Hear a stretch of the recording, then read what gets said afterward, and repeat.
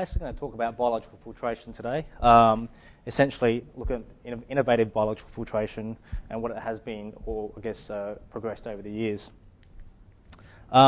Essentially, we need to talk about water treatment in general.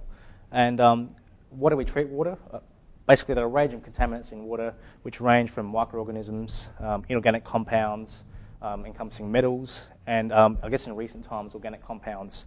And we find that conventional water treatment is generally effective for the removal of a majority of these. If we look at the conventional water treatment process, we find that the coagulation, flocculation step, sedimentation, and anthracite filters generally knocks out a larger proportion of these compounds. However, what we find is that some of these contaminants are recalcitrant to conventional water treatment. And in order to remove these compounds, we require advanced treatment technologies to remove them.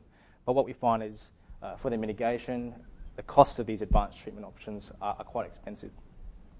And we also require, I guess, a multi-barrier approach, because we find a lot of these contaminants, not only that they cause aesthetic issues, but they also cause health problems as well.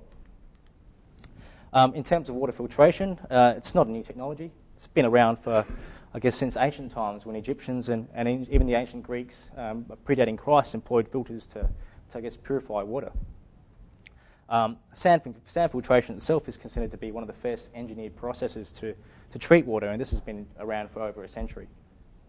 Types of sand filtration, we have riverbank filtration, soil aquifer treatment, slow sand filtration, and I guess what we employ in South Australia in most of our water treatment plants is rapid sand filtration.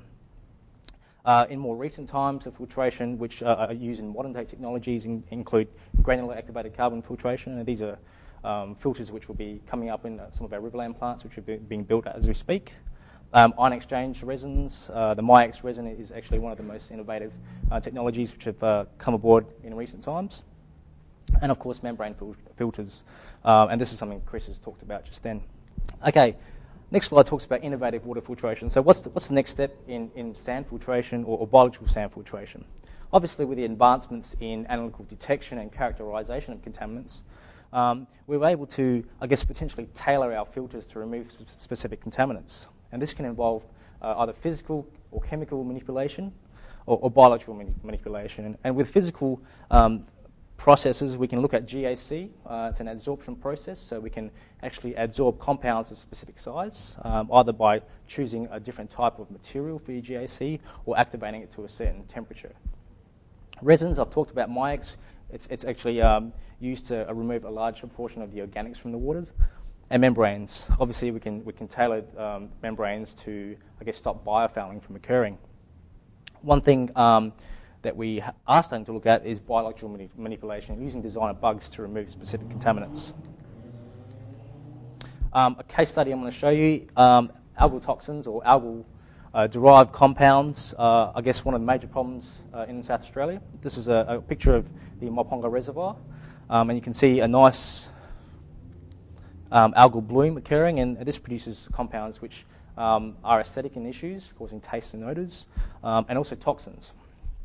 And one class of these toxins are known as the microcystin toxins.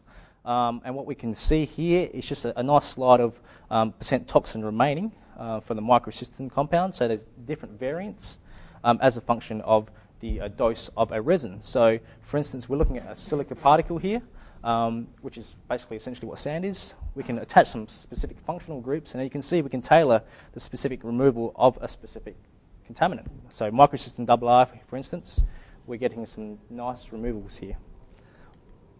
In terms of biological manipulation, we've got sand filters where we can actually identify organisms responsible for the degradation of these compounds. And from the identification of these organisms, we know the genes responsible for this. There is potential to seed these filters with these degrading compounds. And essentially what they can do is remove these contaminants, I guess, naturally. And that's pretty much it.